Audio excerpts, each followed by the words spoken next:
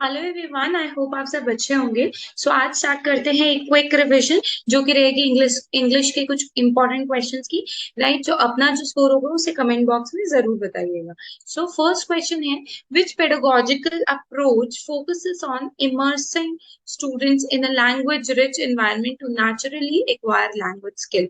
कौन सा ऐसा अप्रोच है जिसके अंदर आप बच्चे को नेचुरली लैंग्वेज के स्किल्स क्या करवाएंगे, यूज करवाएंगे, या आप बोल सकते हैं कि नेचुरली बच्चा क्या सीख जाएगा, इंग्लिश सीखेगा या कोई भी लैंग्वेज को सीखता है। Right, grammar translation method, communicative language method, direct method या फिर साइलेंट वे। जो बेस्ट ऑप्शन रहेगा ना, मेजोरिटी ऑफ टाइम आपका जो बेस्ट ऑप्शन रहता है वो कम्युनिकेटिव लैंग्वेज टीचिंग ही रहेगा।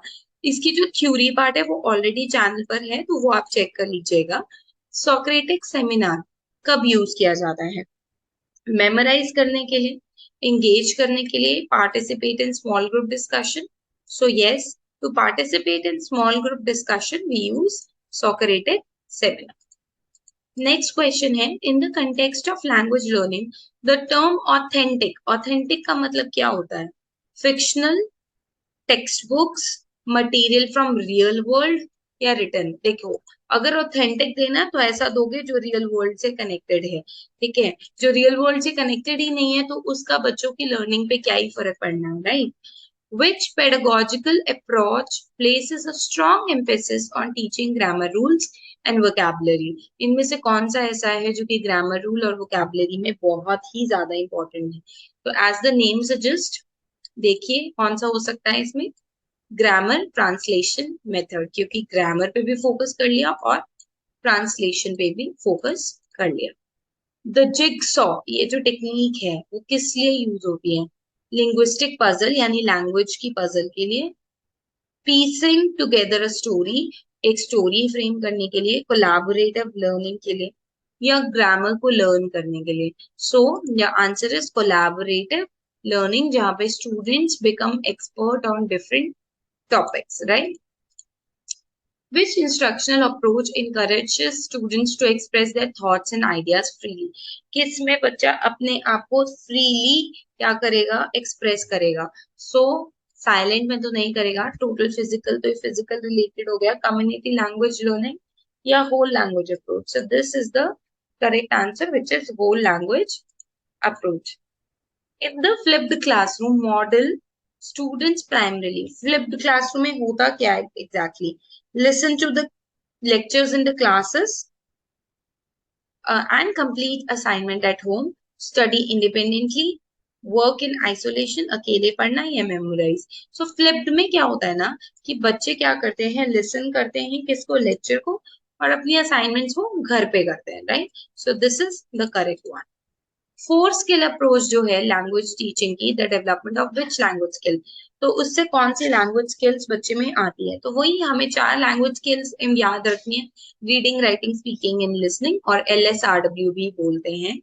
ठीक है, LSRW जिसमें दो रिसेप्टिव हैं जिससे हम रिसीव करते हैं, ठीक है, जैसे लिसनिंग हो गया, राइट, और दो आपकी क्या होती है, प्रोडक्टिव होती है, receptive and productive. The concept of scaffolding in language teaching is closely, किसने दिया था? वेगोस्की ने, प्याजे ने, ब्रूनर ने या मैस्लो ने? तो स्कैफोल्डिंग दिया था वेगोस्की ने। Which pedagogical approach promotes the integration of cultural element and real world? Culture को जोड़ना है रियल वर्ल्ड के साथ, तो कौन सा होगा? ग्रामर नहीं, डायरेक्ट मेथड, ऑडियो लिंगुअल या कंटेंट बेस्ड? तो आप कंटेंट को जोड़ रहे हो एक्चुअली में, this is the correct answer. Reading aloud, जोर जोर से पढ़ना, ठीक है, रेसिप्रोकल टीचिंग, आर स्टार्ट, रेसिप्रोकल टीचिंग वेगोस्की जी ने दी थी। Are strategies often used in which approach, कौन सी अप्रोच में यूज करते हो आप? फोनिक्स, साउंड बेस्ड में, होल लैंग्वेज, साइलेंट में या बिहेवियरिस्ट? इसको हम यूज करते हैं, अगर हम बात करें phonic based, whole language, silent पे या बिहेवियरिस्ट, तो इसके लिए जो बेस्ट ऑप्शन रहेगा वो रहेगा आपका होल लैंग्वेज अप्रोच। ठीक है जी, होल लैंग्वेज अप्रोच में हम इसको यूज करते हैं। In the context of English language teaching, the term linguistic input का क्या मतलब है? Student spoken responses, written assignment, the language that students hear और रीड, या फिर रोल प्ले एक्टिविटीज।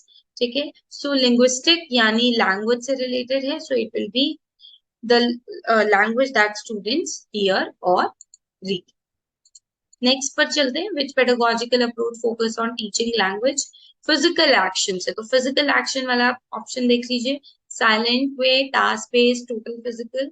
तो TPR जो रहेगा वो बिल्कुल करेक्ट रहने वाला है। आई होप चीजें क्लियर हो रही होंगी आपको। ठीक है, जो कंटेंट का थ्योरी पार्ट है वो चैनल पे ऑलरेडी है, तो आप उसको देख सकते हैं चैनल पर से।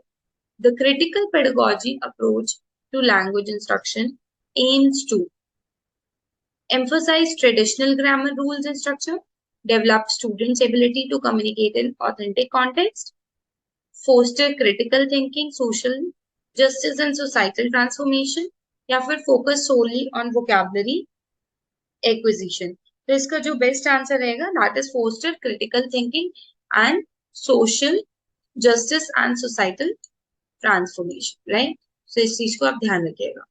नेक्स्ट पर चलते हैं, which pedagogical approach encourages learner to use context clues and their prior knowledge to understand the meaning of unfamiliar word? बच्चों को वर्ड्स नहीं आते हैं बट वो अपनी प्रायर नॉलेज को यूज करते हैं, तो इसमें हो क्या रहा है? Memorisation based, grammar based, skill and drill approach, या कंटेक्चुअलाइज वोकैबुलरी? तो उनको वोकैबुलरी पहले से ही आती है, so it will B D part. So I hope ये चीज आपको क्लियर हो गई होंगी। वीडियो अच्छी लगी तो please like share and subscribe and do share your score in comment box.